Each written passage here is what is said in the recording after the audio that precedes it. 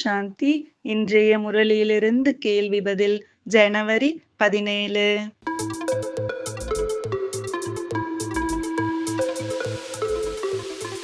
பாரதம் எவ்வாறு இருந்தது?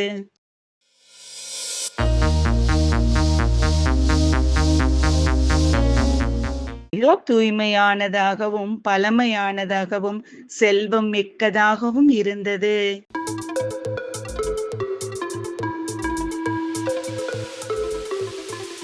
எதை கட்டுக்கதை என கூறப்படுகிறது?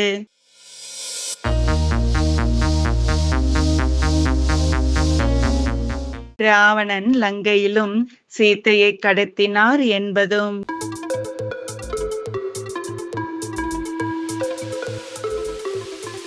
பாரதவாசிகள் இப்போது எவ்வாறு ஆகிவிட்டனர்?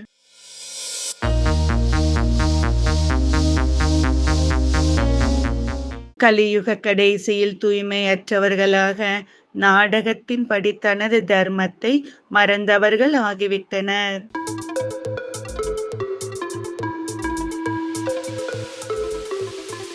எந்துக்கத்தையும் இறைவன்தான் தருகிறான் என்று கூறுபவர்களுக்கு இறைவன் என்ன பதில் கூறுகிறார்?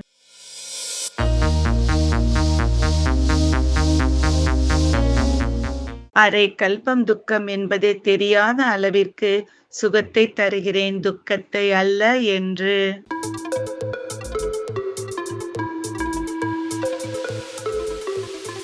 மனிதர்களுக்கு ஏன் நல்ல அல்லது கெட்ட பிறவி கிடைக்கிறது?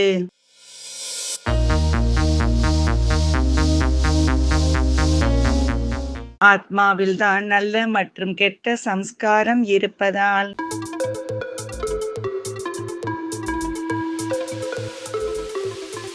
மனிதன் கூறுவதற்கும் ஈஸ்வரன் கூறுவதற்கும் உள்ள வேறுபாடு என்ன?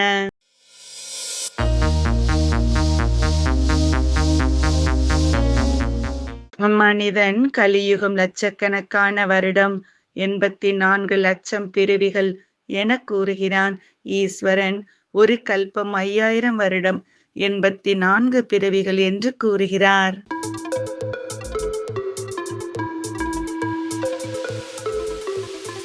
அனைத்தையும் விட பெரிய கலை புத்தியை எங்கு எவ்வளவு நேரம் நிலைத்திருக்க செய்கிறோம் என்பது. சரியா தவறா?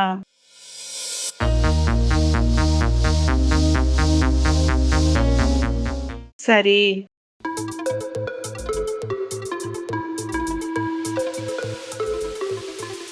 இன்றைய முரளியில் முக்கியமாக என்ன கூறப்பட்டுள்ளது?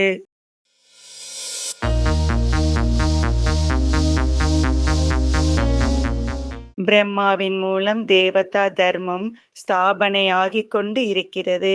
இது கூட நாடகமாக உருவாகி உள்ளது. இதற்கு முடிவு கிடையாது. நன்றி. ஓம் சாந்தி.